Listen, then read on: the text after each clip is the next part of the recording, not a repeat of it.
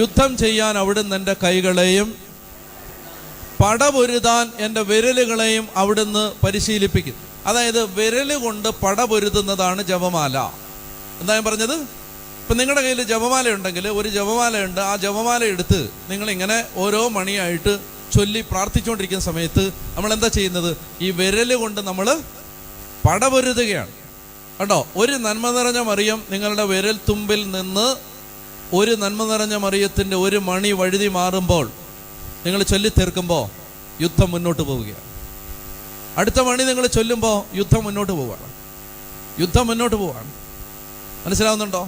സാധിക്കുന്നിടത്തോളം ജപമാലകൾ ചൊല്ലി ചൊല്ലി ചൊല്ലി പ്രാർത്ഥിക്കുമ്പോൾ സാധിക്കുന്നിടത്തോളം നിങ്ങളുടെ ആത്മീയ യുദ്ധം മുന്നോട്ട് പോവുകയാണ്, നിങ്ങളെ കൊണ്ട് കഴിയുന്ന അത്രയും. അതുകൊണ്ട് ഒരിക്കലും നിങ്ങൾ കൊന്തമുടക്കരുത്. ഉറക്കെ പറഞ്ഞേ ഹല്ലേലൂയാ. അത് നിങ്ങൾ പോകുമ്പോഴോ വരുമ്പോഴോ ഒക്കെ. ഇനി നിങ്ങൾക്ക്, ഞാൻ യൂത്ത് ആയതുകൊണ്ടാണ് ഇങ്ങനെ